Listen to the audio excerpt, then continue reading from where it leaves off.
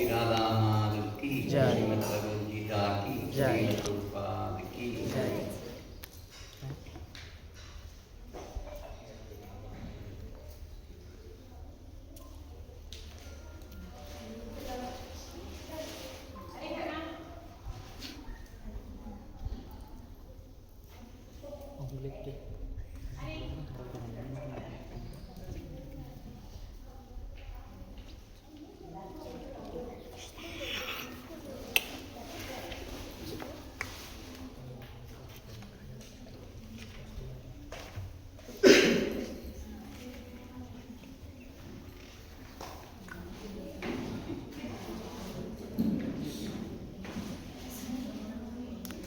பகவத்கீதை உண்மையுருவில் அத்தியாயம் 4 பதம் 3. நான் சொல்ற அப்படியே நீங்க திருப்பி சொல்லுங்க. சயேவாயம் மயா தேத்யம் யோக ப்ரோக்த புராதன பக்தோசி மே சகாசேதி ரகஸ்யம் ஹேதத்துத்தமம் சயேவாயம் மயா தேத்யம் யோக ப்ரோக்த புராதன பக்தோசி மே சகாசேதி ரகஸ்யம் ஹேதத்துத்தமம். மொழிபெயர்ப்பு மற்றும் பொருளுரை அபயசரணார் பக்தி வேதாந்த சுவாமி ஸ்ரீல பிரபுபாத. பரமனுடன் உறவு கொள்வதை பற்றிய அதே பழம்பெரும் விஞ்ஞானத்தை நான் இன்று உனக்கு எடுத்துரைத்துள்ளேன். ஏனெனில் நீ எனது பக்தனும் நண்பனும் ஆகலால் இந்த விஞ்ஞானத்தின் உத்தம ரகசியத்தை உன்னால் புரிந்து கொள்ள முடியும். பொருளுரை. பக்தன், அசுரன் என இரு வகையான மனிதர்கள் உள்ளனர். தனது பக்தன் என்ற காரணத்தால் இம்மாபெரும் விஞ்ஞானத்தை பெறுவதற்கு அர்ஜுனனை தேர்ந்தெடுத்தார் பகவான். ஆனால் இந்த மாபெரும் விஞ்ஞான ரகசியத்தை அசுரர்களால் புரிந்து கொள்ள முடியாது.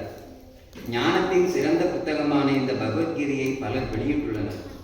அவற்றில் சில பக்தர்களால் உரை எழுதப்பட்டவை, மற்றவை அசுரர்களால் உரை எழுதப்பட்டவை. பக்தர்களால் எழுதப்பட்ட உரைகள் உண்மையானவை, அசுரர்களால் எழுதப்பட்டவையோ சற்றும் உபயோகமற்றவை. அர்ஜுனன் ஸ்ரீ கிருஷ்ணரை பரமபுருஷ பகவானாக ஏற்றுக்கொள்கிறான். அர்ஜுனனின் அடிச்சுவற்றை பின்பற்றி எழுதப்படும் எந்த உரையும் இப்பெரும் விஞ்ஞான நூலுக்கு செய்யப்படும் உண்மையான பக்தி தொண்டாகும். ஆனால் அசுரர்களோ பகவான் கிருஷ்ணரை உள்ளபடி ஏற்பதில்லை. மாறாக அவர்கள் கிருஷ்ணரை பற்றி கற்பனைகளை புனைந்து கீதையை படிக்கும் பொதுமக்களை கிருஷ்ணரது உபதேசத்திலிருந்து வழிதவறி அழைத்துச் செல்கின்றனர். அத்தகைய தவறான பாதைகளை பற்றிய எச்சரிக்கை இங்கே கொடுக்கப்பட்டுள்ளது. எனவே அர்ஜுனனிடமிருந்து வரும் சீடத்தொடரை பின்பற்ற முயல வேண்டும். இவ்வாறு ஸ்ரீமத் பகவத்கீதை என்னும் இந்த மாபெரும் விஞ்ஞானத்தால் பயனடையலாம். ஓம் தத்சத். ஓம் அஜ்ஞானதிமிராந்தஸ்ய ஞானாஞ்சனசலாகயா சக்ஷுருன்மிலிதம் யேன தஸ்மை ஸ்ரீகுரவே நமः. நம ஓம் விஷ்ணுபாதாய கிருஷ்ணப்ரஸ்தாய பூதலே ஸ்ரீமதே பக்திவேதாந்த சுவாமி நிதி நாம்னே. நமஸ்தே சரஸ்வதி தேவே கௌரவாணி பிரசாரிணே நிர்விசேஷ சூன்யவாதி பாஷ்சாத்ய தேசதாரிணே. ஜெய ஸ்ரீ கிருஷ்ண சைதன்யா பிரபு நித்யானந்தா ஸ்ரீ அத்வைத கதாதர ஸ்ரீவாசாதி கௌர பக்த பிருந்தா. ஹரே கிருஷ்ணா கிருஷ்ணா கிருஷ்ணா ஹரே ஹரே, ஹரே ராம ராம ராம ஹரே ஹரே. ஹரே கிருஷ்ணா. இந்த பகவத்கீதை உரைக்கப்பட்ட நாள் அப்படின்னு சொல்லி கீதா ஜெயந்தி அப்படின்னு சொல்லுவாங்க. இந்த கீதா ஜெயந்தி நாளைக்கு வருது. நாளைக்கு ஏகாதசி இல்லைங்களா? இப்போ நாளைக்கு தான் பகவான் 5000 வருஷத்துக்கு முன்னாடி அர்ஜுனனுக்கு கீதை உபதேசித்த நாள். அதுதான் கீதா ஜெயந்தி அப்படின்னு சொல்லுவாங்க. இதில் இந்த ஸ்லோகத்தில் கிருஷ்ணா என்ன சொல்றாரு?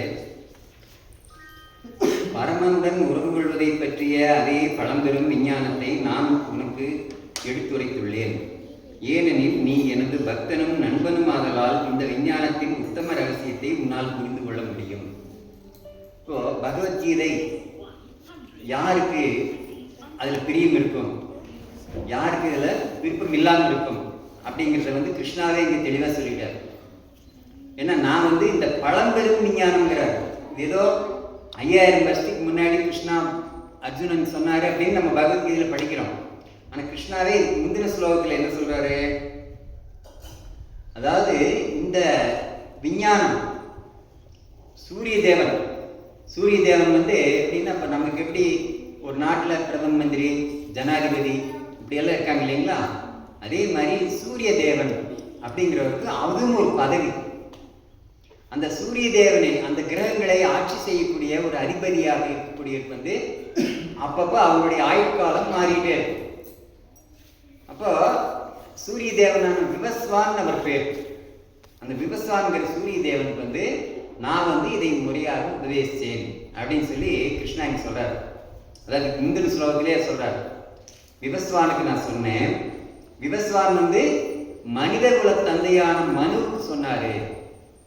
மனுங்கிறது யாரு? நாம சொல்றோம் மனு தர்மம்னு சொல்றோம் இல்லைங்களா? மனு தர்மம் கேள்விப்பட்டிருக்கீங்களா? மனு சம்ஹிதை, மனு தர்மம். இதில் என்னன்னா, நாம இங்க வந்து இருக்கக்கூடிய ஆத்மாக்கள் எல்லாருமே எப்படி வாழணும் அப்படிங்கிறதுக்கான ஒரு விஞ்ஞானம். அப்ப அதை வந்து இப்ப நம்ம பகவத்கீதைன்னு சொல்றோம். அதுக்கு முன்னாடி ஒரு பேர் வேறையா என்ன சொல்லியிருக்காங்க பகவான்? அதே விஞ்ஞானம் சொல்லிட்டாரு. விஞ்ஞானம் அப்படின்னாவே அது வந்து முழுமையாக அங்கீகரிக்கப்பட்ட ஒரு விஷயம். அதுல வந்து நமக்கு ஆராய்ச்சி பண்றதுக்கோ சந்தேகப்படுறதுக்கோ அதுக்கு இடமே இல்லை. அதை அப்படியே நம்ம எடுத்துக்கிறோம். இப்போ பார்த்தீங்கன்னா நம்ம வந்து நம்ம உடம்பு திடீர்னு சரியில்லாம போகுது அப்படின்னா ஒரு ஹாஸ்பிட்டலுக்கு போனோடனே டாக்டர் சொல்றாரு, நீங்கள் போய் பிளட் டெஸ்ட் பண்ணிட்டு வாங்க, என்னென்னு பார்ப்போம் அப்படிங்கிறாரு. இப்போ பிளட்டில் வந்து என்னென்னு இருக்குது அப்படிங்கிறது நமக்கு தெரியுமா? தெரியாது. ஆனால் பொதுவாக ஒரு மேலோட்டமாக சில விஷயங்கள் நமக்கு தெரியும். என்ன தெரியும்? இந்த ரத்தத்தில் வந்து சிகப்பு அணுக்கள் இருக்குது, வெள்ளை அணுக்கள் இருக்குது, இந்த மாதிரியெல்லாம் நம்ம படிச்சிருக்கோம் இல்லைங்களா? படித்து தெரிஞ்சிருக்கோம், நம்புகிறோம். அப்போது இதை நாம் கண்ணில் பார்க்கல. ஆனால் அதிகாரப்பூர்வமான நபர்கள், விஞ்ஞானிகள், டாக்டர்கள் இவங்க சொன்னாங்க அப்படிங்கிறதுனால அவங்க எடுத்துக்கிறோம். அதே மாதிரி தான் இது வந்து சொல்கிறது யாருங்க? கிருஷ்ணா, அதிகாரப்பூர்வமான அதிகாரி. அப்போ கிருஷ்ணா என்ன சொல்கிறாரு? இதுக்கு முந்தின ஸ்லோகத்தில் எப்படி சொல்லியிருந்தாருன்னா, விவஸ்வானுக்கு நான் சொல்லியிருந்தேன். விவஸ்வான் மனித குல தந்தையான மனுவுக்கு சொல்லியிருந்தாரு. மனு இக்ஷ்வாகு ராஜாவுக்கு சொல்லியிருந்தாரு. இக்ஷ்வாகு ராஜாங்கிறது யாருன்னு கேட்டிங்கன்னா, இந்த சூரியன் சொல்றது சூரிய தேவன் விவஸ்வான்னு சொன்னான். அதே மாதிரி சந்திர தேவன் இருக்கார். அப்போ இந்த உலகத்தில் இருக்கிற எல்லா ஆட்சியாளர்கள், அதாவது ராஜாக்கள் எல்லாருமே இந்த ரெண்டு வம்சத்துல தான் வந்திருந்தாங்களாம். ஒன்று சூரிய வம்சம், இன்னொன்று சந்திர வம்சம். அப்போ இப்போ சொல்லிட்டு இருக்கிறது வந்து சூரிய வம்சத்திலிருந்து வருது. விவஸ்வானுக்கு சொல்லி, விவஸ்வான் வந்து மனுவுக்கு சொல்லி, மனு இக்ஷ்வாக்கு சொல்றாரு. இக்ஷ்வாகு அப்படிங்கிறது யாருன்னு கேட்டிங்கன்னா, தசரத சக்கரவர்த்தி அவருடைய அந்த மூதாதையர்கள், அந்த குலத்தில் வந்தவர் தான் இக்ஷ்வாகு ராஜா. அப்போது அதனால தான் வந்து சூரியனிலிருந்து ஆரம்பிச்சதுனால சூரிய வம்சம், சந்திரனிலிருந்து ஆரம்பிச்சதுனால சந்திர வம்சம் அப்படிங்கிற ரெண்டு வம்சங்கள் நம்ம சொல்கிறோம், சூரிய வம்சம், சந்திர வம்சம். அப்போ இக்ஷ்வாகு ராஜா அந்த தசரத சக்கரவர்த்தி ஸ்ரீராமச்சந்திரமூர்த்தி பகவான் அந்த பரம்பரையில் தான் வர்றாரு. அப்போ அப்படி இது எதுக்காக அவங்களுக்கு சொல்லணும், ராஜாக்களுக்கு எதுக்கு சொல்லணும் அப்படின்னு ஒரு கேள்வி வரலாம் இல்லைங்களா? அதாவது என்னன்னா, ராஜாக்கள் மூலியமா நமக்கு இது வருது அப்படிங்கிறது தான். ராஜாக்கள் எதுக்காக இதை படிக்கணும், எதுக்காக இதை தெரிஞ்சுக்கணும் அப்படின்னா, இது மனு தர்மம் அப்படிங்கிறதே மனிதனுக்கு உண்டான தர்மமும் கூட. இந்த தர்மம் யாருக்கானது? இப்போ விலங்குகள் எல்லாம் இருக்கு, நாய், பூனை, கழுதை, குதிரை இதெல்லாம் இருக்கு. அதுகளுக்கெல்லாம் வந்து எந்த விதமான விதிமுறையோ தர்மமோ எதுவும் இல்லை. ஆனால் மனிதனுக்கு மட்டும்தே இந்த சாஸ்திரங்கள் எல்லாமே ஒரு தர்மத்தை வகுத்து சொல்லியிருக்கு. அப்போ அந்த தர்மத்தை நமக்கு சொல்லக்கூடியது தான் இந்த விஞ்ஞானம் அப்படின்னு சொல்லியிருக்கு. அப்போ அந்த தர்மத்தை யாரு செயல்படுத்துவாங்க? ஒரு ராஜா மூலியமா வந்தால் தான் அது கரெக்டாக இருக்கும். ஏன்னா ஆட்சி செய்யக்கூடியவர் யாரு? ராஜா. ஒரு மகாராஜாக்கள் எல்லாம் வந்து அந்த காலத்தில் மிகப்பெரிய பண்டிதர்களாகவும் இருந்தாங்க. வெறும் வந்து அவங்க ஒரு பராக்கிரமம் உள்ளவங்களா மட்டும் இல்லை, அவங்க வந்து ஒரு ஞானம் உள்ளவங்களாகவும் இருந்தாங்க. அப்போ அந்த ராஜாக்கள் எல்லாருமே இந்த ஞானத்தை தெரிஞ்சுக்கிட்டு அதன்படி அவங்க ஆட்சி செஞ்சாங்க. அதனால என்னாச்சு? எல்லாமே தர்ம ரீதியாக இருந்தலாம். இன்னைக்கு அந்த விஞ்ஞானம் மறைஞ்சது மாதிரி தெரியுது, அதனால தான் நான் உனக்கு இங்கே சொல்கிறேன் அப்படிங்கிறார்.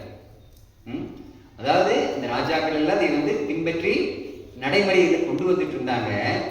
காலப்போக்கில் பார்த்தீங்கன்னா இது ஒரு மறைஞ்சிருச்சு, இந்த தர்மத்தை காணும் அப்படிங்கிற மாதிரியான ஒரு நிகழ்வுகள் சரித்திரத்தில் நடந்துட்டு இருந்துருக்கு. ஏன்னா பக்தின்னா என்னன்னு தெரியாது, கீதைன்னா என்னன்னு தெரியாது, பகவான்கிறது யாருன்னு தெரியாது. இந்த மாதிரி நிறைய மக்கள் வந்து ஒரு நம்பிக்கை இல்லாமல் குழப்பங்களோட நிறைய வாழ்ந்துட்டு இருந்த காலம். அப்படிங்கும்போது தான் கிருஷ்ணர் அதை வந்து அந்த குரு சீட பரம்பரையை மீண்டும் ஸ்தாபிக்கிறதுக்காக இங்க அர்ஜுனன் சொல்றாரு. அர்ஜுனன் மூலியமா யாருக்கு வருது? நாம எல்லாம் படிச்சுட்டு இருக்கோம், நமக்காக சொல்லப்பட்டதுதான். அர்ஜுனனுக்கு ஏற்கனவே தெரியும், அவர் வந்து கிருஷ்ணர் கூடவே இருக்கிறதுனால அவங்களுக்கு எல்லாமே தெரியும். ஆனா அங்க வந்து நமக்கு இந்த செய்தி கிடைக்கணும் அப்படிங்கிறதுக்காக வேண்டி அர்ஜுனன் அறியாமையில் வைக்கப்பட்டார். அர்ஜுனன் வந்து தெரியாத மாதிரி கேள்வி கேட்கிறாரு கிருஷ்ணர் கிட்ட. ஒவ்வொன்றும் கேள்வி கேட்டே இருக்காரு. நான் ஏன் அவங்களை கொல்லணும், அவங்களை கொண்டா எனக்கு அந்த பாவம் வந்து சேராதா, இந்த மாதிரி விஷயங்கள் எல்லாம் கேட்டுட்டே இருக்காரு. கேட்கும்போது கிருஷ்ணா வந்து அதுக்கு கரெக்டான விளக்கங்கள் சொல்லிட்டே இருக்காரு. அந்த ஆத்ம தத்துவத்தை சொல்லக்கூடிய விதத்துல வந்து பகவத்கீதை அங்கிருந்து ஆரம்பிக்குது. அப்போ அதனுடைய வழிமுறையா தான் இங்க வந்து கிருஷ்ணா என்ன சொல்றாரு, இது நீ வந்து என்னுடைய பக்தனும் நண்பனுமா இருக்கிறதுனால நான் உனக்கு சொல்றேன். அப்ப இதுல ஒரு விஷயத்த கிருஷ்ணா வந்து ஆணித்தரமா சொல்றாரு. என்னது? எல்லாருக்கும் இது புரியாது, பகவத்கீதை எல்லாரும் எடுத்துக்க முடியாது, எல்லாருக்கும் தெரியாம போயிடும், புரியாம போயிடும். ஏன் இப்படி? எனக்கு பக்தனா இருந்தா மட்டும்தான் அது புரிஞ்சுக்க முடியுங்கிறார். பிரபுபாதா எல்லா உபன்யாசங்களையுமே சொல்லியிருக்காரு. ஒருத்தருக்கு வந்து பகவத்கீதை புரியணும், பக்தி அப்படின்னா தெரியணும் அப்படின்னா என்ன பண்ணணும்? கிருஷ்ணரை பத்தி ஃபர்ஸ்ட் தெரிஞ்சுக்கணும், பக்தன் ஆகணும், அப்பதான் இது புரிஞ்சுக்க முடியுமாமா. அப்ப நமக்கு ஒரு கேள்வி வரலாம், அப்படி எனக்கு கஷ்டப்பட்டு நான் எதுக்கு பக்தன் ஆகணும்? நான் வந்து எதுக்கு பக்தன் ஆகணும்? நான் என்னுடைய தொழில் பார்த்துட்டு நான் இருப்பேனே, என்னுடைய வீடு இருக்கு, குடும்பம் இருக்கு, தொழில் இருக்கு, இதையெல்லாம் பார்த்துட்டு நான் இருந்துக்கிறேன், எனக்கு எதுக்கு கிருஷ்ண பக்தி? அப்ப என்னன்னு போதுதான் இந்த தர்மங்கிற இந்த சாஸ்திரத்தையும் நம்மையும் பகவானையும் இணைக்கக்கூடிய விதத்தில் தான் நமக்கு இந்த உலகத்தினுடைய படைப்பு இருக்கு. இப்போ நாம் எல்லாருமே இங்கே பிறந்துட்டோம். இங்கே பிறந்து எல்லாருமே வந்து இந்த பௌதிக உலகத்தில் ஜென்மங்கள் மாற்றி மாற்றி நம்ம பிறந்து இறந்து பிறந்து இறந்து பல பிறவிகள் நம்ம எடுத்துகிட்டே இருக்கிறோம். ஆனால் எல்லா ஜென்மத்திலுமே வந்து இங்கே துக்கப்பட்டு இருக்கிறோம், கஷ்டப்பட்டு இருக்கிறோம். என்னது கிருஷ்ணாவே சொல்றாரு, துக்காலயம் அசாஸ்வதம் அப்படிங்கிறதுனால துக்கப்பட்டு இருக்கக்கூடிய அந்த ஆத்மாக்களை அந்த கஷ்டங்கள்ல இருந்து விடுவிக்கிறதுக்கான ஒரு ஞானம் தான் இந்த சாஸ்திரம், பகவத்கீதை. அப்ப நமக்கு சம்பந்தம் இல்லாத விஷயம் அல்லங்கிறத நம்ம புரிஞ்சுக்கணும். இது வந்து நமக்கு சம்பந்தம் இல்லாத விஷயம் அல்ல, நம்மை நம்முடைய கஷ்டங்களிலிருந்து விடுவிக்கக்கூடிய ஒரு சாஸ்திரம். அப்ப அதனால்தான் வந்து இதே தர்மம்னு சொல்லியிருக்காங்க. தர்மம்னா சும்மா எதையோ நம்ம படிச்சுட்டு அது நம்முடைய வாழ்க்கைக்கே பிரயோஜனம் இல்லைன்னா என்ன ஆச்சு? யாருக்கு என்ன பிரயோஜனம்? அதுல எந்த உபயோகம் இல்லை. அப்போ இந்த சாஸ்திரங்களை யாரெல்லாம் தெரிஞ்சுக்கிறாங்களோ அவங்க தங்களுடைய கஷ்டங்கள்ல இருந்து இன்னல்கள் இருந்து விடுவிக்க முடியும், தங்களை தாங்களே விடுவிச்சுக்க முடியும். அப்போ அந்த சாஸ்திரங்கள் வந்து எல்லாமே நமக்கு எப்படி ஃபர்ஸ்ட் வந்து வேதங்களா சொல்லப்பட்டிருக்கு. வேதங்கள் எல்லாமே வந்து மக்களுக்கு புரியாத நிலையில் இருக்கு. ஏன்னா வேதங்கள் அப்படிங்கிறது வந்து பல ஹரே கிருஷ்ணா என்னது யாரோ மொபைல் ஓடிட்டு இருக்காட்டு. அப்போ வேதங்கள் எல்லாமே நமக்கு வந்து கரெக்டாக நமக்கு ஒரு கைடு பண்ணுறது. ஒவ்வொருத்தருமே வந்து ஒவ்வொரு மாதிரியே எழுதியிருக்காங்க. அதில் யாருக்கு எப்படி வேணாலும் புரிஞ்சுக்கலாம் அந்த மாதிரி தான். அப்போ அதனால ஒவ்வொருத்தரும் ஒவ்வொரு மாதிரி புரிஞ்சுக்கிறதுனால எப்படி சொல்லுவாங்க, அதாவது ஒரு யானை இருக்கு அப்படின்னா அந்த யானையை வந்து கண்ணில்லாத குருடர்கள் 5 பேர் வந்து ஒவ்வொரு பாகத்தையும் தடவை பார்த்து ஒவ்வொரு விதமாக புரிஞ்சுட்டாங்க அப்படின்னு நம்ம கதையெல்லாம் படிச்சிருக்கோம். அதே மாதிரி தான் வேதங்கள் வந்து நமக்கு ஒவ்வொருத்தருக்கு ஒவ்வொரு விதமான புரிதலை கொடுக்குது. அப்படிங்கிறதுனால தான் ஒரு குருவை வச்சு நம்ம படிக்கணும் அப்படின்னு சொல்லியிருக்காங்க. அப்படியே வேதங்களை படித்தாலுமே வந்து பார்த்திங்கன்னா இன்றைக்கு இருக்கக்கூடிய இந்த கலியுகத்தில் வந்து நம்ம வேதங்களை படிக்கிறதுக்கு அதுக்கு சொல்லிக் கொடுக்குறதுக்கான பண்டிதர்களோ, அதாவது நான் சொல்றது கரெக்டாக சொல்லிக் கொடுக்குறது அதுக்கு பண்டிதர்கள் எல்லாம் யாரும் இல்லை, நமக்கு நேரம் இல்லை. அந்த மாதிரி நமக்கு சூழ்நிலை இருக்கு. நமக்கு யாருக்காச்சும் நேரம் இருக்குங்களா? இல்லை. ஏன்னா நம்ம காலையில் எழுந்திரிச்சோடனே என்ன பண்ணுறோம்? காலையில் எழுந்திரிச்சோடனே சமைக்கணும், சாப்பிடணும், வெளியே உத்தியோகத்துக்கு போகணும், இல்லை வியாபாரத்துக்கு போகணும். இந்த மாதிரி நமக்கு வந்து நம்முடைய டெய்லி ரொட்டீன் ஆக்டிவிட்டிஸ் வந்து ஸ்டார்ட் ஆகிடும். அது ஸ்டார்ட் ஆயிடுச்சுன்னா நைட்டு வீட்டுக்கு திரும்பி வர வரைக்கும் கரெக்டாக இருக்கும். ஏதோ ஒரு வேலை இருந்துகிட்டே இருக்கும். இதில் வந்து பகவானை பற்றியோ வேற எதை பற்றியுமே நம்ம சிந்திக்க முடியல. எல்லாம் ஒரு நிர்பந்தத்தில் வாழ்ந்துட்டு இருக்கோம். வியாபாரத்தில் எத்தனை பிரச்சனைகள் இருக்குங்கிறது இந்த ஆண்களுக்கு தெரியும். குடும்பத்தில் எத்தனை பிரச்சனை இருக்குது, அதை எப்படி சரி பண்ணணும் அப்படிங்கிறது பெண்களுக்கு தெரியும், மாதாஜிகளுக்கு தெரியும். அதனால அவங்களுடைய பிரச்சனைகளை வந்து அதை சிந்திக்கிறதுக்கே நேரம் இல்லாமல் இருக்கு. அப்படிங்கிற நிலையிலேயே அந்த பொழுது முழுதும் போயிடும். ராத்திரி 8 மணிக்கு 9 மணிக்கு தான் வீட்டுக்கு இன்னைக்கு திரும்பி எல்லாருமே வீட்டுக்கு வர்ற மாதிரி நம்முடைய வாழ்க்கை நிலைகளை நம்ம வச்சுக்கிட்டோம். ஆக்சுவலாக அது தவறு. நம்ம வந்து காலையில் நேரத்தில் வெளியே போயிட்டு நம்ம நைட்டு வீட்டுக்கு வந்து சேர்றோம் அப்படிங்கிறது கரெக்டான வாழ்க்கை முறை அல்லது. வாழ்க்கை முறையே வந்து நம்ம ஒரு வியாபாரம் பண்ணுறோம், இல்லை ஒரு உத்தியோகத்துக்கு போகிறோம் அப்படின்னாவே அது இருக்கு. அப்படின்னா நம்முடைய வாழ்க்கை தேவைகளை சமாளிக்கிறதுக்கு கொஞ்சம் நிதி ஆதாரம் தேவைப்படும். அதுக்காக தான். ஆனால் அதுக்கு வந்து அது நம்முடைய கடமைகள் தான். ஆனால் அதில் நமக்கு பிரதான கடமைகள் எது, உபகடமைகள் எது அப்படிங்கிறதெல்லாம் நமக்கு புரிஞ்சுக்க முடியறதில்லை. அதுக்கு வந்து உதாரணம் சொல்லணும்னு பார்த்தீங்கன்னா, ஒரு குரு வந்து என்ன பண்ணாரு, தன்னுடைய சீடர்களுக்கு பக்தியினுடைய முக்கியத்துவத்தை சொல்லிக் கொடுக்கறதுக்காக என்ன பண்ணாரு, ஒரு ஜாடியில கொஞ்சம் கல்லுக, சின்ன பொடிக்கல்லுக, மண் இதெல்லாம் போட்டு ஜாடி முன்னாடி வைக்கிறார். அதே மாதிரி 2 ஜாடியில் வைக்கிறார். அங்கே 2 சீடர்களை கூப்பிடுறாரு. கூப்பிட்டு இந்த மண்ணில் எல்லாம் திருப்பி கொட்டிடுறாரு. கொட்டிட்டு இதை அப்படியே நீங்கள் வந்து உள்ளே எடுத்து போடுங்க, மண்ணி ஜாடியிலே எடுத்து போடுங்க, டப்பாவில் எடுத்து போடுங்கிறார். அப்போ இந்த சீடர்கள் என்ன பண்ணுறாங்க, ஒரு சீடர் வந்து மொத்தம் எடுத்து வலிச்சு போட்டுகிட்டே இருக்காரு. பார்த்தா மண் கொஞ்சம் மிச்சமாயிருச்சு. இதுக்கு அதுக்குள்ளே ஏற்கனவே இருந்தது தான். ஆனால் என்னாச்சு, அவருக்கு ஃபுல்லாக போட முடியல. இன்னொரு சீடர் என்ன பண்ணாரு, அதில் கொஞ்சம் பெரிய கல்லுகள்லாம் இருக்குது இல்லைங்களா, அந்த பெரிய கல்லெல்லாம் முதல்ல எடுத்து போட்டார். பெரிய கல்லை முதல்ல எடுத்து போட்டார். அடுத்தது ஒரு மீடியம் சைஸ் கல் இதெல்லாம் இருக்கும், 2வது எடுத்து போட்டார். சின்ன கல்லுகள்லாம் இருக்கிறத 3வது எடுத்து போட்டார். அப்புறம் இந்த மண்ணெல்லாம் இருக்கு இல்லைங்களா, அதையெல்லாம் எடுத்து போட்டு கொஞ்சம் டப்பா ஒரு குறுக்குனாரு. அது அப்படியே செட்டில் ஆயிடுச்சு. அது எப்படி உள்ளே இருந்ததோ அதே மாதிரி ஆயிடுச்சு. ஆனால் முதல்ல போட்டவர் என்னாச்சு, மண் மிச்சமாயிடுச்சு. ஏன் மிச்சமாயிடுச்சு, அவருக்கு அதை எப்படி செய்யணும்னு தெரியல. ஆனால் 2வது செஞ்சவர் கரெக்டாக செஞ்சுட்டாரு. அதே மாதிரி தான் அந்த பெரிய கல்லுங்கிறது எதை குறிக்குது அப்படின்னு பார்த்தீங்கன்னா, நம்முடைய ஆன்மீக கடமைகள். அதை நம்ம கரெக்டாக செஞ்சுட்டோம் அப்படின்னா மற்ற லௌகீக கடமைகள் எல்லாமே ஆட்டோமேட்டிக்காக செட்டில் ஆகிடும். எப்படி அந்த மண்ணெல்லாம் போட்டு உள்ளே போய் டப்பா ஒரு குழுக்குன்னா அது கரெக்டாக அங்கங்கே போய் செட்டில் ஆகிடும் இல்லைங்களா. ஆனால் பெரிய கல்லை விட்டுட்டு சின்ன கல்லுகள் எல்லாம் உள்ளே போட்டு அப்படியே மண் எல்லாம் போட்டாச்சுன்னா அந்த பெரிய கல் அப்படியே தான் நிற்கும். அப்போ என்னென்னா, எத்தனை காலமானாலும் அந்த மாதிரி வழிமுறைகள் செய்யும்போது அந்த கல் எல்லாமே வெளியே தான் நிற்கும். அந்த வெளியே இருக்கக்கூடிய அந்த கல்லுக்கு நம்ம எதை சொன்னோம், எதை உதாரணமாக சொன்னோம், ஆன்மீகம், பக்தி. அப்போது நாம் அந்த மாதிரி செய்யும்போது என்ன ஆகும், நம்முடைய பக்தி கடமைகள் அப்படியே இருக்கும். நாம் இங்கே வந்து ஒரு வியாபாரம் பண்ணுறதோ ஒரு உத்தியோகத்துக்கு போகிறதோ இது மட்டும் நடந்துகிட்டே இருக்கும். ஆனால் என்ன ஆகுது, அதை மட்டுமே நம்ம பார்த்துட்டு இருக்கிறதுனால நம்முடைய கடமைகள் எல்லாமே வந்து இந்த ஆன்மீக கடமைகள் எல்லாமே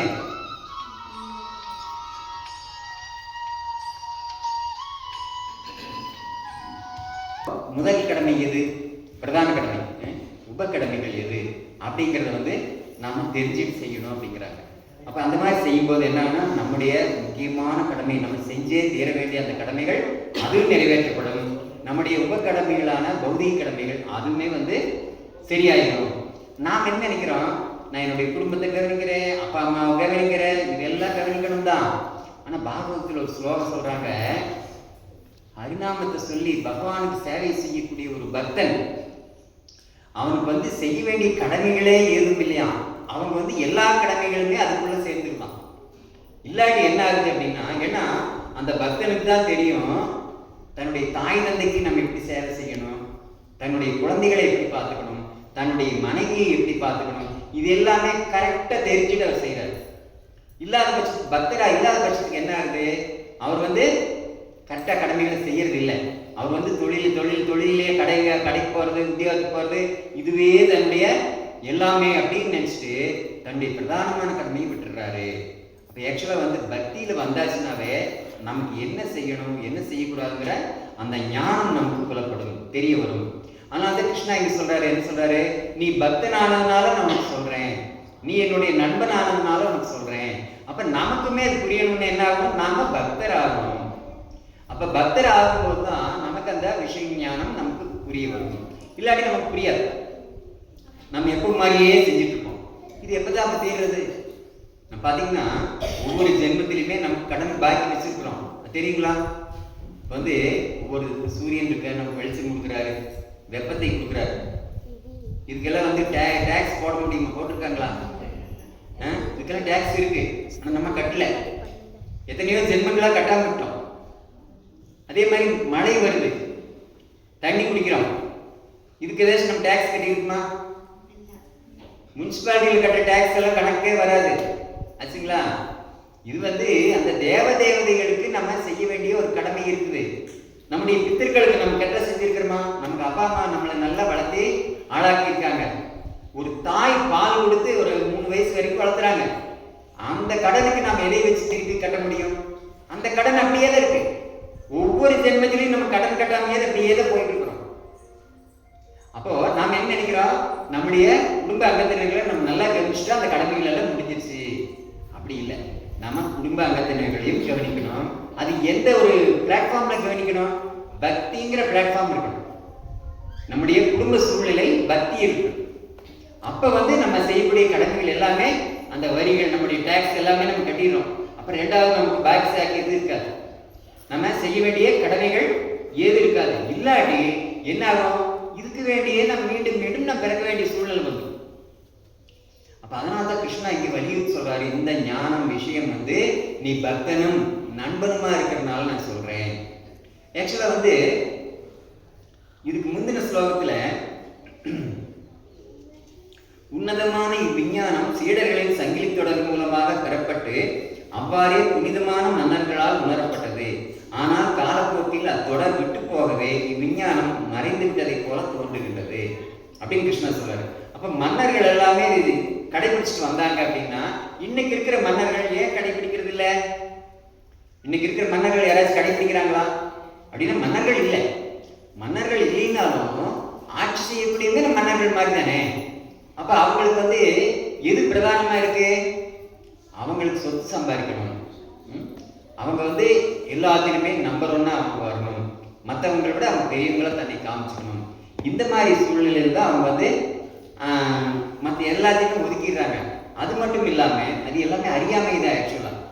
அது மட்டும் இல்லாம மற்றவங்களுமே வந்து அதை கடைபிடிக்கிறதுக்கு அவங்க தடையா இருக்கிறாங்க. இந்த சாஸ்திரங்களே அப்படி இருக்கு.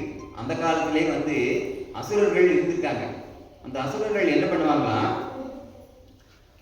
அவங்க இந்த நல்லது எது ஆன்மீக விஷயங்கள் பக்தி சம்பந்தமான காரியங்கள் எது நடக்கிறதுக்கும் விடமாட்டாங்க. எது நடக்கிறதுக்குமே விடமாட்டாங்களாம். அதுக்கு தடையா இருந்துட்டே இருக்கணும். அப்ப வெளி உருவத்துக்கு பார்க்கும்போது அவங்க மனிதர்கள் மாதிரியே தெரிவாங்க. ஆனா உள்ளுக்குள்ள அவங்களுக்கு அசுர குணங்கள் இருக்கும். அப்ப அந்த அசுர குணங்கள் இப்படியே மெயின்டைன் ஆகிட்டே போச்சுன்னா இது வந்து ஆக்சுவலா அவங்க கிட்ட இருக்கிற அசுர குணம் எல்லாருக்குமே அது எப்படி பரவும்? எப்படி ஒரு அடுப்பு மேல ஒரு பாத்திரம் வைக்கிறோம், அது தீப்பத்திரம். அப்ப அதுல அடுப்பு தீ எரிஞ்சு அதுல இருக்கிற பொருள் எல்லாமே சூடாகும் இல்லைங்களா? அதே சமயம் பார்த்தீங்கன்னா சைட்ல வச்சிருக்கக்கூடிய ஏதாச்சும் ஒன்று அடுப்புல கீழே ஏதோ ஒரு பக்கம் கூட்டிட்டு இருக்கிறது எல்லாமே வந்து அதுவும் சூடாத்தான் இருக்கும். ஏன்? அந்த நெருப்புக்கு அது கனெக்டடா இருக்கு. அதே மாதிரி தான் ஒருத்தர் வந்து விஷ விதையை விரிச்சா போதும், அது அப்படியே. இப்போ இந்த பார்த்தீனிய செடிகள்ல பாருங்க, யாராச்சும் விதைக்கிறாங்களா? யாருமே விதைக்கல. ஆனா எனக்கு விவசாயம் பண்ணாலும் கூட அந்த அளவுக்கு செழிப்பா வராது. அந்த அளவுக்கு பிரமாதம் வளர்ந்துட்டு இருக்கு. அப்படின்னா என்னன்னா அந்த உலக தத்துவம் ஒரு மோசமான விஷயங்கள் தான் வந்து அசுர வளர்ச்சியில் வரணும். நல்ல விஷயங்கள் வந்து இன்னைக்கு நெல் எங்கேயாச்சும் யாராச்சும் போடாமையே விளைஞ்சுதா கேள்விப்பட்டுக்கிறோமா? ஒரு பழமரம் எங்கேயாச்சும் விளையுதா? இல்லை.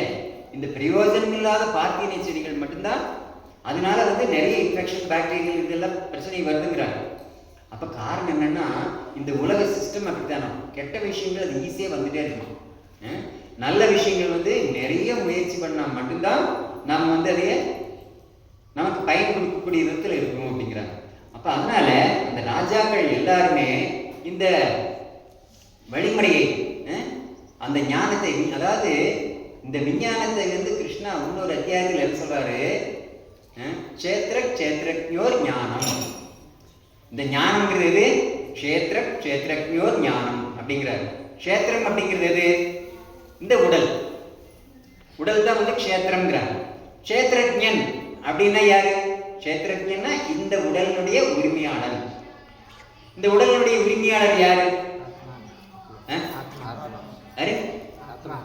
ஆத்மா. அவர் மட்டும் உரிமையாளர் இல்லை, இன்னொரு உரிமையாளர் இருக்கார், பகவான். உள்ள பரமாத்மாவாக இருக்கக்கூடிய பகவான், அவரும் உரிமையாளர் தான். அப்ப ரெண்டு உரிமையாளர் இருக்காங்க, ஒண்ணு பகவான், இன்னொன்னு ஆத்மா, பரமாத்மா, ஜீவாத்மா. அப்ப பார்க்கும்போது நாம க்ஷேத்ரஜ்ஞோர் ஞானம் அப்படிங்கிறது என்னன்னா, இந்த உடலையும் உடலினுடைய உரிமையாளரையும் பற்றி தெரிஞ்சுக்கிறது தான் ஞானம் அப்படின்னு சொல்லி. அப்ப இந்த உடலை பத்தி எங்க சொல்லி கொடுத்துருக்காங்க? எங்க சொல்லி கொடுத்துருக்காங்க? நமக்கு ஏதாவது சொல்லி கொடுத்துருக்காங்களா? நம்ம டாக்டர் சொல்றாங்க இங்க மூளை இருக்குது, கண்ணு உள்ள இருக்கு, உள்ள லென்ஸ் இருக்கு, இதெல்லாம் சொல்றாங்க. இதில் நாம் எதுவும் பார்த்ததில்ல. அதை தாண்டி சில விஷயங்கள் இருக்கு. அதுல உள்ளே வந்து உடம்புக்குள்ள வேற என்ன இருக்கு? மனம், புத்தி, அகங்காரம் இருக்கு, கண்ணுக்கு தெரியாத புலன்கள். மனம், மனசுங்கிறது எல்லாருக்கும் இருக்குங்களா? இருக்கு இல்லையா? அறிவுங்கிறது இருக்கா? அறிவு எல்லாருக்கும் இருக்கு இல்லைங்களா? கண்ணில் பார்த்துருக்கோமா? இல்லை, யாருமே பார்த்தோம். யார்கிட்ட போய் இன்னைக்கு உங்களுக்கு அறிவு இருக்கான்னு கேட்டால் என்ன சொல்லுவாங்க? அடிச்சு போடுவாங்க, கோபம் வந்துடும். ஏன்னா அறிவு பார்க்க முடியாது, அதை உணர்த்தான் முடியும். அதுதான் வந்து அந்த அறிவு, அதாவது மனம், புத்தி, அகங்காரம், கண்ணுக்கு தெரியாத அந்த புலன்கள். அப்ப இது எல்லாமே வந்து உள்ள இருக்கு. நமக்கு இந்த 5 விஷயத்தை பத்தி மட்டும்தான் தெரியும். நம்ம உடல் இருக்கக்கூடிய இது அந்த ஐம்புலன்கள் இல்லை, அதாவது பூமி, அதாவது மண்ணு, அப்புறம் பஞ்சபூதங்கள். என்னது? நிலம், நீர், காற்று, வெப்ப, ஆகாயம். இந்த 5 நாள் ஆனதுதான் இந்த உடல். இது கண்ணு பார்க்கக்கூடிய இந்த விஷயங்களுக்கு பற்றி மட்டும்தான் டாக்டர்களுக்கு தெரியும். டாக்டர்களுக்கு தெரியாத ஒரு விஷயம் என்னது? இந்த கண்ணுக்கு தெரியாத 3 மனம், புத்தி, அகங்காரம். அப்ப இந்த மனசை பத்தியோ புத்தியை பத்தியோ அவங்களுக்கு எதுவும் தெரியாது. அது எந்த ஒரு சாஸ்திரத்திலும் இல்லை. அது பகவானா சொல்லி கொடுத்த சாஸ்திரம் மட்டும்தான். அது பகவத்கீதையில மட்டும்தான் இருக்கு. அப்போ இதுக்கு நம்ம சிகிச்சை கொடுக்காம, இதை பத்தி நம்ம தெரிஞ்சுக்காம, நம்ம உடல் ரீதியா நம்ம எதையோ செஞ்சுக்கிறோமே, அதனால பிரயோஜனம் இல்லை. அப்ப இதை இந்த உடலுக்குள்ளேயே இருக்கக்கூடிய விஷயங்களையும் கூட தெரிஞ்சுக்கணும். அப்படின்னா பகவத்கீதையினுடைய வழிமுறையை பின்பற்றி அர்ஜுனன் வந்து எப்படி கிருஷ்ணர் சொல்லி தெரிஞ்சுக்கிட்டாரோ, இது வந்து ஏவம் பரம்பரா பிராப்தம், அந்த பரம்பரை மூலியமாக பெறக்கூடிய ஒரு ஞானம் அப்படின்னு சொல்லியிருக்காங்க. அப்ப அந்த பரம்பரை மூலியமாக பெறக்கூடிய ஞானத்தை நாமும் வந்து அர்ஜுனனுடைய அடிச்சுவடுகளை பின்பற்றி நாமும் அதே குருசீட பரம்பரை மூலியமாக தெரிஞ்சுக்கணும். அப்ப தெரிஞ்சுக்கும் போது இந்த உடலை பற்றி தெரிஞ்சுக்கிறோம். அப்புறம் உடலுடைய உரிமையாளர் யாரு? ஆத்மா. ஆத்மா பத்தி எங்கேயாச்சும், உரிமையாளர் பத்தி எங்கேயாச்சும் சொல்லியிருக்காங்களா? எங்கேயாச்சும் சொல்லியிருக்காங்களா? ஸ்கூல்ல ஏதாச்சும் சொல்றாங்களா? இல்லை காலேஜில்? எங்கேயுமே தெரியாது, எங்கேயுமே சொல்லிக் கொடுக்கல. அப்ப அது எங்க இருக்குது? உரிமையாளர் பத்தின விஷயம். யார் இந்த ஓனர், இந்த உடலுக்கான ஓனர் யார் அப்படிங்கிறது எங்க இருக்கு? பகவத்கீதையில மட்டும்தான். அப்ப பகவத்கீதையில உடலை பத்தி இருக்கு, உரிமையாளர் பத்தி இருக்கு. உரிமையாளர்ல 2 உரிமையாளர் இருக்காங்க, ஒண்ணு பகவான், இன்னொன்னு ஆத்மா. அப்ப இந்த 3 பேரை பத்தி தெரிஞ்சிருந்தா மட்டும்தான் அது ஞானம். 3 பேரை பத்தி தெரியாம அரைகுறைமா தெரிஞ்சிருந்தா அது ஞானம் இல்லை. எப்பவுமே அரைகுறை ஞானம் ஆபத்து. அரைகுறைமா ஒரு விஷயம் தெரிஞ்சிருந்தோம் அப்படின்னா அது ஆபத்து. நாம் வந்து டிரைவிங் படிக்கும்போது சரியா படிக்காம நாம் வந்து வண்டி எடுத்துட்டு 100 கிலோமீட்டர் ஸ்பீடில் போனால் என்ன ஆகும்? அது விபத்தில் தான் போய் முடியும். அப்போ அதை வந்து கரெக்டாக தெரிஞ்சு செய்கிறவங்க கரெக்டாக செய்யலாம். அப்போ இந்த உடலை பற்றியும் அதனுடைய உரிமையாளர் பற்றியும் தெரிஞ்சுக்கூடிய இந்த ஞானத்தை இப்போ ராஜாக்கள் எல்லாருமே நமக்கு இன்னைக்கு சொல்லி கொடுத்துட்டு அவங்க வந்து தவறிட்டாங்க. அதனால தான் கிருஷ்ணா வந்து மீண்டும் இது ஸ்தாபிக்கிறதுக்காக நான் இதை சொல்லிட்டு இருக்கேன். நீ என்னுடைய பக்தனும் நண்பனுமா இருக்கிறதுனால சொல்றேன்னு சொல்லியிருக்காரு. அப்போ அதே வழிமுறையை பின்பற்றி இன்னைக்கு உலகத்தில் இருக்கிற எல்லா மக்களுக்குமே வந்து இந்த ஞானம் போய் சேரணும். ஆக்சுவலாக வந்து பிரபுபாதா வந்து அமெரிக்காவில் பிரச்சாரம் பண்ணிட்டு இருக்கும்போது அப்போ ஒரு நிருபர், அமெரிக்க நிருபர் வந்து கேட்குறாரு, நீங்கள் என்ன எப்போ பார்த்தாலும் ஃப்ளைட்லேயே போயிட்டு இருக்கீங்களே, அந்த நாட்டுக்கு போகிறீங்க இந்த நாட்டுக்கு போகிறீங்க அப்படின்னு சொல்லி கேட்குறாங்க, எப்போ பார்த்தாலும் போயிட்டே இருக்கீங்களே அப்படின்னு. அப்போ அதுக்கு பிரபாதம் என்ன சொன்னார் தெரியுங்களா, நீங்கள் வந்து 84 லட்சம் விதமான உடல் விட்டு உடல் நீங்கள் போகாமல் இருக்கிறதுக்காக நான் பண்ணிட்டு இருக்கேன் அப்படின்னாரு. அப்படின்னு என்னது அர்த்தம் தெரிஞ்சுங்களா? 84 லட்சம் வகையான உடல்கள் இருக்கு, அதுல வந்து நாம டிராவல் பண்ணிட்டே இருக்கோம். உடல் மாத்தி உடல், மனித உடல், மிருக உடல், பறவை உடல், இப்படியே உடல்லாம் மாறி மாறி மாறி மாறி நம்ம பிறப்பு எடுத்துட்டே இருக்கிறோம். இது வந்து ஸ்டாப் ஆகவே இல்லை, அது முற்றுப்புள்ளி நம்ம வைக்கவே இல்லை. எப்படின்னா புறட்டுமே வழியாது நிறுத்துறதுக்கு உண்டான பிரேக் நமக்கு எங்க இருக்குன்னு தெரியல. அப்ப பிரேக் தான் பக்தி. பக்தி செய்யறது மூலியமா அந்த சுழலும் சக்கரத்தை நம்ம நிறுத்த முடியும். அப்போ பிரபாதர் என்ன சொல்றாரு, 84 லட்சம் விதமான யோனிகள்ல நீங்க வந்து மீண்டும் ஒரு பிறவி எடுக்கக்கூடாது அப்படிங்கிறதுக்காக நான் நாடு விட்டு நாடு பறந்துட்டே இருக்கேன் அப்படின்னு. என்னது, அவருக்கு வயசான காலம். பிரபாதருக்கு வந்து அமெரிக்கா போகும்போதே அவருக்கு 70 வயசுக்கு மேலே ஆயிடுச்சு. அப்போ 70 வயசுக்கு மேலே இருக்கிற ஒருத்தர் ஒரு எந்த ரியாக்ஷனா இதே இருக்கும். அப்போ 70 வயசுக்கு மேல இருக்கக்கூடிய ஒருத்தர் வந்து வெளிநாட்டுக்கு தனிமையில போய் இந்த கிருஷ்ண பக்தியை பிரச்சாரம் பண்றதுக்காக போகும்போது அவர் எந்த மாதிரி எல்லாம் அவர் நினைச்சிருப்பாரு. அங்க தெரிஞ்ச அறிமுகமான நபர்கள் யாரும் இல்லை, எந்த சப்போர்ட் இல்லை.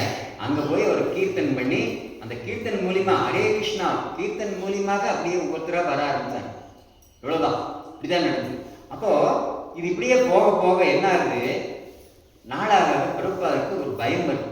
என்ன பயம் அப்படின்னா, எனக்கும் வயசாகிட்டு போகுது, நான் எத்தனை காலம் இருக்குன்னு தெரியாது, இருக்கிறதுக்குள்ள எந்தெந்த வாய்ப்புகள் இருக்கோ எல்லா வாய்ப்புகளையும் பயன்படுத்தி இந்த மக்களுக்கு நான் ஒரு நல்ல விஷயத்தை நான் கொடுத்துட்டு போகணும், அவங்களே இந்த பிரச்சனைகள்லேருந்து நான் விடுவிச்சுட்டு போகணும் அப்படின்னு சொல்லி பிரபாதர் வந்து ஸ்பீடாக ஒரு சின்ன ஒரு 25 வயசு பையன் மாதிரி அவர் ஆக்டிவாக இருந்தார். எல்லாம் எங்கே கூப்பிட்டாலும் போவார். அங்கே போகிற இடத்துல எல்லாம், அதாவது ஒரு இடத்துல வந்து தனி ஹிப்பிகள் அவங்க ஒரு மாநாடு போட்டிருந்தாங்க. ஹிப்பிகள் அப்படின்னா யாருன்னு கேட்டிங்கன்னா, அந்த காலத்தில் வந்து இந்த உலக விஷயங்களை வெறுத்து அவங்க வந்து போதை மருந்துக்கு ஆளாகி அது ஒரு கலாச்சாரம் போயிட்டு இருக்கு அமெரிக்காவில்.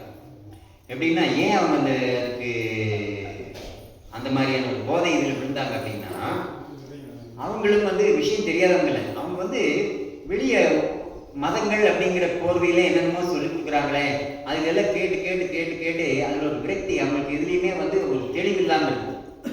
அந்த விரக்தியில இது எதுவுமே பொய், எல்லாமே பொய், இது எதுவுமே கரெக்ட் இல்லை அப்படிங்கிற ஒரு முடிவுக்கு வந்து அவங்க ஒரு போதையில் அவங்க வாழ்ந்தாங்க.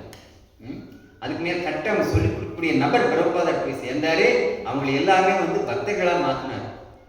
அப்போ பிரபாதா வந்து போன டைத்தில் வந்து அவங்க எல்லாருமே அப்படித்தான் இருந்தாங்க. அப்போ அவங்க பிரபாதர் எல்லாருமே பெருவாரிய அறிமுகமாக முன்னாடி நான் சொல்கிற விஷயம். அப்போ அந்த ஹிப்பிகள் எல்லாருமே ஒரு மாநாடு போடுறாங்க.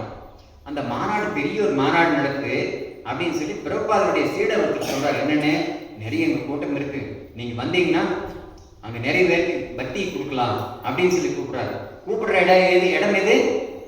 தனி கஞ்சா குடிச்சிட்டு இருக்கிற போதையில் இருக்கக்கூடிய ஆசாமிகள் இருக்கக்கூடிய இடம்.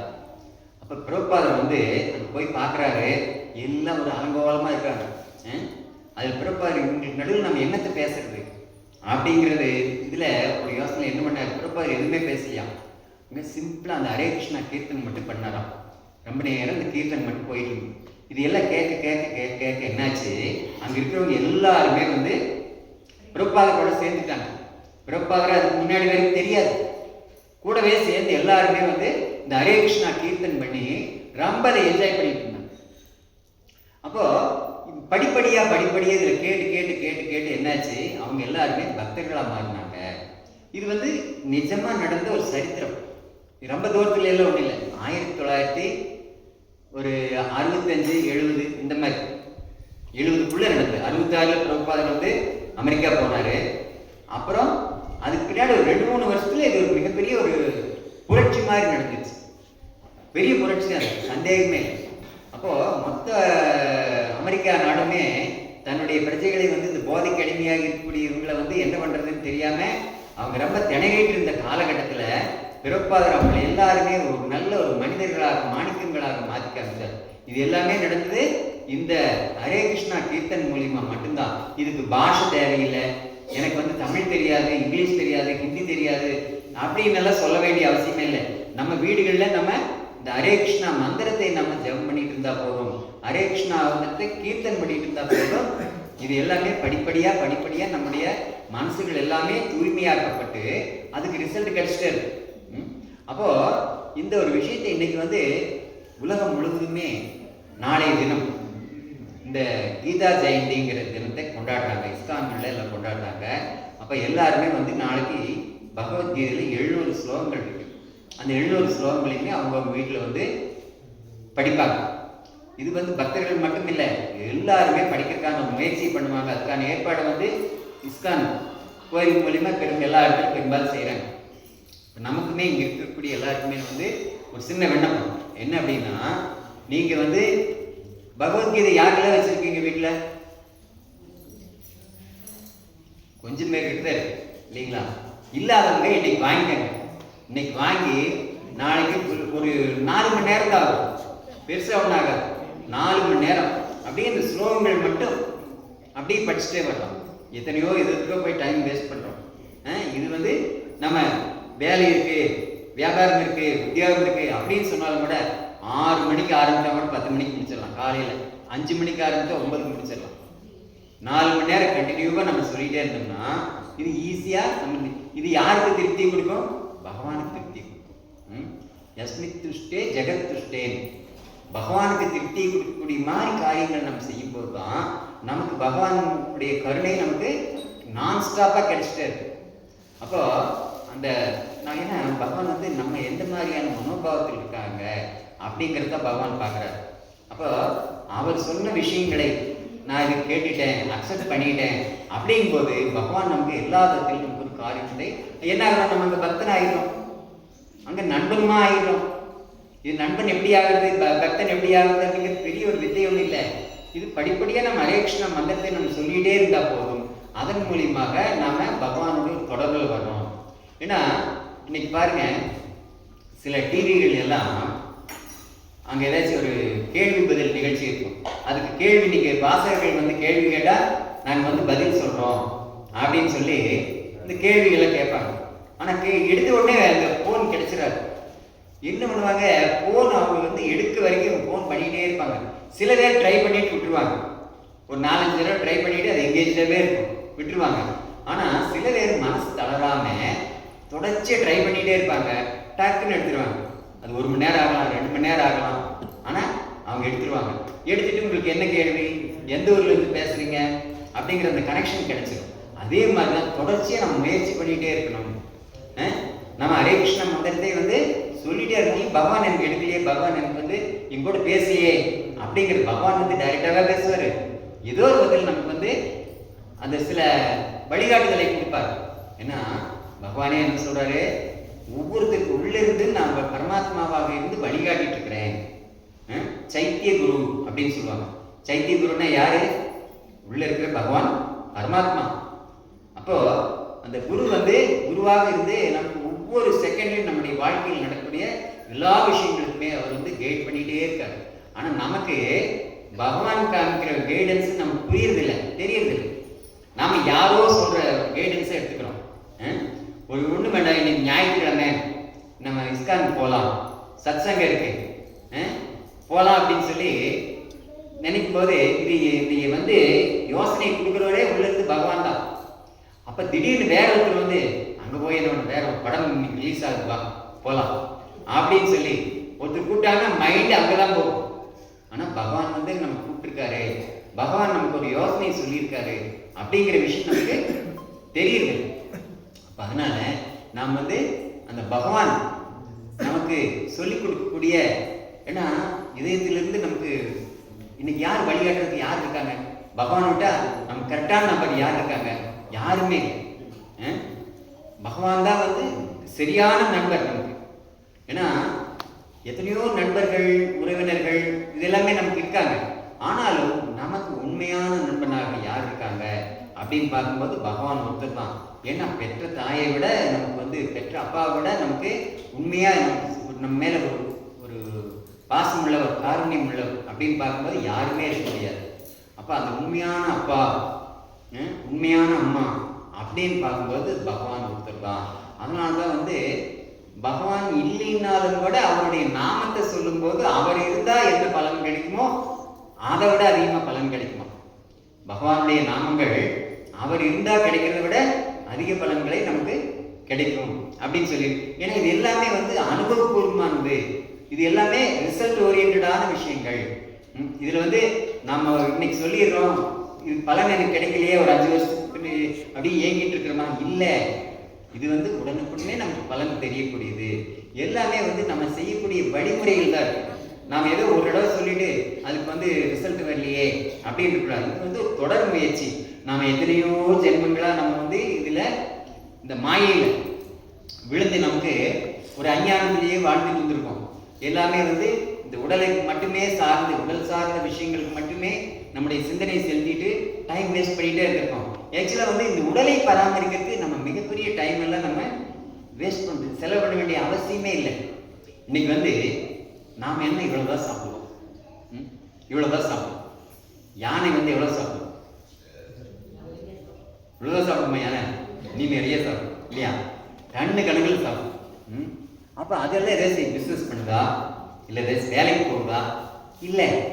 அப்போ இப்படி நம்ம வந்து கொஞ்சமாக சாப்பிட்றவங்க நம்ம இந்த உடலை பராமரிக்கிறதுக்கு, குடும்பத்தை பராமரிக்கிறதுக்கு இவ்வளவு கவலைப்பட்டு இருக்கோம். எந்நேரம் கவலை, என்னுடைய பொண்ணுக்கு நல்லா கல்யாணம் நடக்குமா, எனக்கு வித்தியாசம் கிடைக்குமா, என்னுடைய வியாபாரம் நல்லா சக்ஸஸ் ஆகுமா, இன்னைக்கு நிறைய லாபம் கிடைக்குமா, இதை பற்றி ஏதோ சிந்திச்சுட்டு இருக்கிறோம். ஆக்சுவலாக இது வந்து நம்முடைய முயற்சிக்கு அதுக்கு சம்மந்தமே இல்லை. அதை போல் புரிஞ்சுக்கணும். நம்ம செய்யக்கூடிய செயல் முயற்சி இதனால தான் நமக்கு எல்லாமே லாபங்கள் கிடைக்குது. நம்முடைய வாழ்க்கையில் நடக்கக்கூடிய எல்லா செயல்களுக்குமான பலன்கள் நம்முடைய முயற்சியால் தான் இருக்கு. அப்படி இல்லை. இந்த முயற்சி அப்படிங்கிறது நம்முடைய ஆன்மீக விஷயங்கள் மட்டும் இருந்தால் போதும், மற்றது எல்லாமே வந்து ஆட்டோமேட்டிக்காக வரும். எப்படின்னா, நான் அடிக்கடி ஒரு உதாரணம் சொல்றேன். ஒரு ட்ரெயின் இருக்கு அப்படின்னா, அந்த ட்ரெயினில் வந்து இன்ஜினுக்கு மட்டும்தான் கரண்ட் மேலே வந்து இன்னும் கரண்டடாக இருக்கும் இல்லைங்களா? மற்ற எல்லா பெட்டிகளுமே வந்து என்ன பண்ணியிருப்பாங்க, சிம்பிளாக கொக்கி போட்டு விட்டுருப்பாங்க, அவ்வளோதான். இந்த இன்ஜின் புறப்பட்டதுன்னா ஆட்டோமேட்டிக்காக இந்த 50 பெட்டி இருந்தாலும் போகுது. தனியாக பெட்டிக்கு தனியாக எந்த விதமான டீசலோ கரண்டோ எதுவும் இல்லை. இந்த இன்ஜின் இருக்குது, அத்தனை பெட்டிகளும் பின்னாடி அமைதியே போயிட்டே இருக்கு. அதே மாதிரி தான் நம்முடைய ஆன்மீக வாழ்க்கை, அதை நம்ம கரெக்ட் பண்ணி வச்சுட்டோம் அப்படின்னா மற்ற நம்முடைய லௌகிக வாழ்க்கை ஆட்டோமேட்டிக்காக வந்துட்டே இருக்கு. அதுக்காக பெரிய முயற்சிகள் எல்லாம் நம்ம பண்ண வேண்டியதில்லை. இது எல்லாமே ஏற்கனவே நம்ம என்ன பேங்க் பேலன்ஸ் வச்சிருக்கிறோமோ அதுக்கு தான் நடந்துட்டு இருக்கு. நாம் நினைக்கிறேன் என்னுடைய திறமைக்காக இது நடந்துட்டு இருக்கு, என்னுடைய முயற்சியினால் நான் இதை அடைஞ்சிட்டேன். அப்படி இல்லை.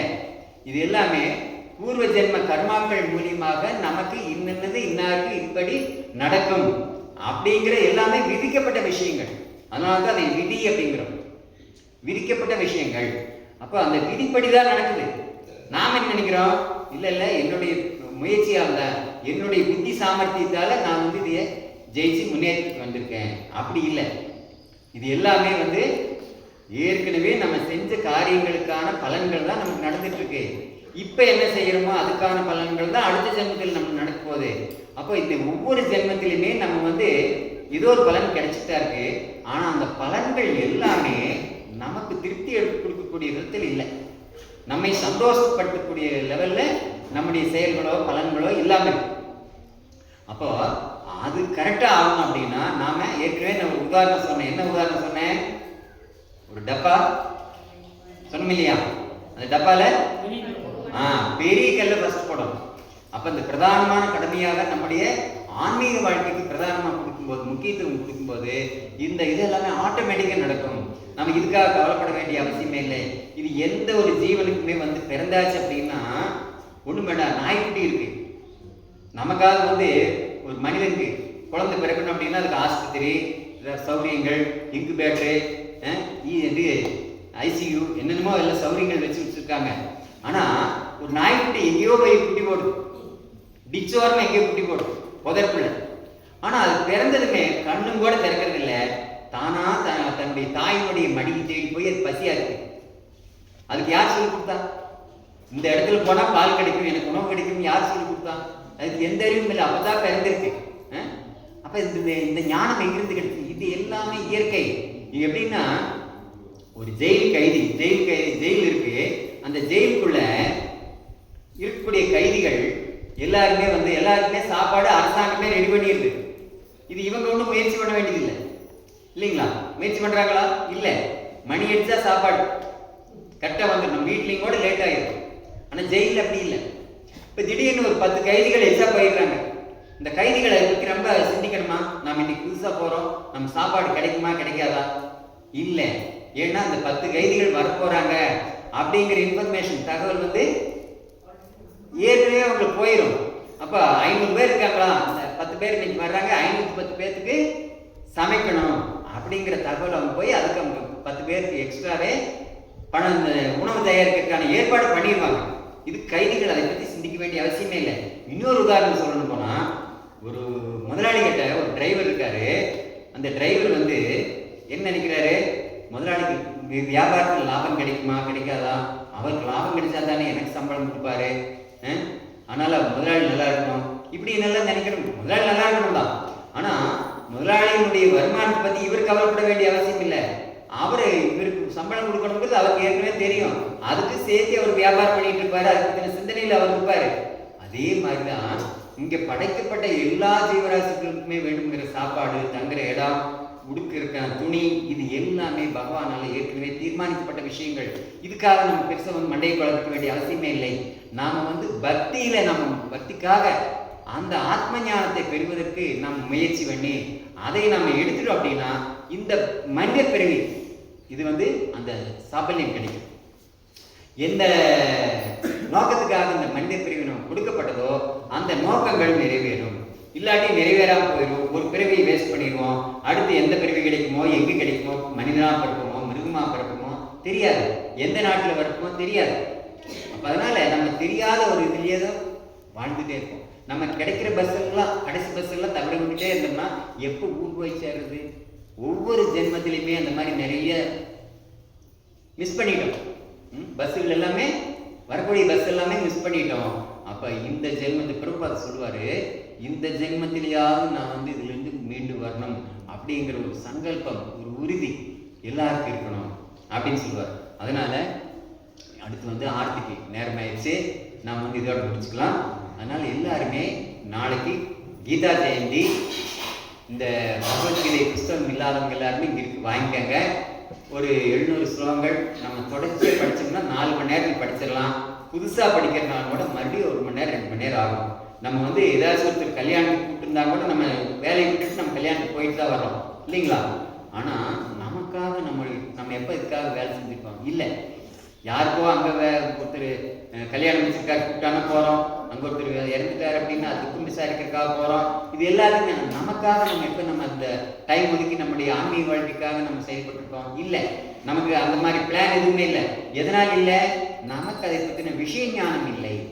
அதனால நாளைக்கு தயவு செஞ்சு எல்லாருமே பகவத்கீதை இல்லாதவங்க வாங்கிக்காங்க. இருக்கிறவங்க இந்த 700 ஸ்லோகங்கள் இது கொஞ்ச நேரம் டைம் ஒதுக்கி இதை படிங்க. ஒரு நாள் ஃபுல்லாகவே ஆனாலும் பரவாயில்ல. பகவானுக்கும் நமக்குமான ஒரு அண்டர்ஸ்டாண்டிங் நமக்கு கரெக்டாக ஸ்டார்ட் ஆகிடும். இந்த ஒரு வாய்ப்பு நல்லா நம்ம பயன்படுத்தணும். நாளைக்கு ஏகாதசி, அந்த ஏகாதசி மோட்சத ஏகாதசின்னு சொல்லுவாங்க. அந்த ஏகாதசி அன்னைக்கு தான் பகவான் பகவத்கீதையை அர்ஜுனனுக்கு சொன்ன நாள். அதனால இந்த நாளை நம்ம மிஸ் பண்ணிடக்கூடாது. மீண்டும் எப்போறோம்? அடுத்த வருஷம். அந்த அடுத்த வருஷம் வரைக்கும் நாம் இருக்குமா இல்லையா தெரியாது. கேரண்டி இருக்குங்களா? எதுவுமே இல்லை. அதனால நாளைக்கு கிடைக்கக்கூடிய இந்த வாய்ப்பு நம்ம நல்ல விதமாக பயன்படுத்திக்கணும். அதனால இந்த பகவத்கீதைங்கிற விஷயத்தை பகவானே சொன்னது. இதுக்கு மேலே நம்ம அத்தாரிட்டி தேட வேண்டிய அவசியம் இல்லை. ஒரு நம்பிக்கையோட அர்ஜுனன் அர்ஜுன் என்ன சொன்னார்? கடைசியில் பகவத்கீதை சொல்லி முடிஞ்சதுமே நான் உங்களை நீங்கள் என்ன சொன்னீங்களோ அதை அப்படியே ஏற்றுக்கிட்டேன், அப்படியே ஏற்றுக்கிட்டேன். இதுக்கு எனக்கு எந்த சந்தேகமும் இல்லை அப்படின்னு சொன்னார். அதே மாதிரியான ஒரு மனோபாவத்தோடு நம்ம இந்த உலகத்தில் வாழணும். எப்போ பார்த்தாலும் பயத்தோடவே வாழ்ந்துட்டு இருந்தால் எப்படித்தான் இந்த உலகத்தில் வாழ்றது? நம்ம எப்போ பார்த்தாலும் பயந்துட்டே தான் இருக்கிறோம்.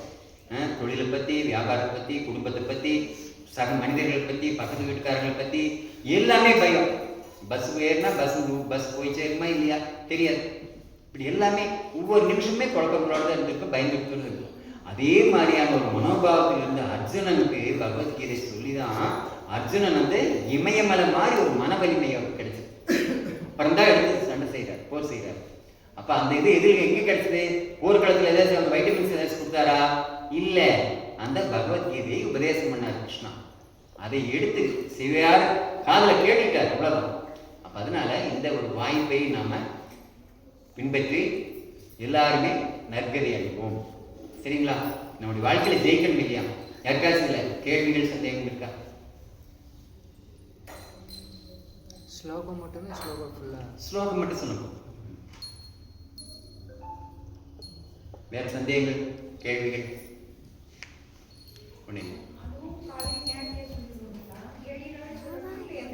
எந்த நேரம் வேணாலும் சொல்லலாம். உங்களுக்கு எந்த நேரம் டைம் இருக்கோ அந்த டைம் சொல்லலாம். விட்டு விட்டுன்னு சொல்லுங்க, ஒன்றும் தப்பு இல்லை. ஏதோ ஒரு சொன்னா சரி, தொடர்ச்சியா சொல்றது நல்லது. முடியலையா விட்டுவிட்டாலும் சொல்லலாம். ஹரே கிருஷ்ணா. श्री कृष्ण भगवान की, श्रीमद् भगवद गीता की, श्रील प्रभुपाद की।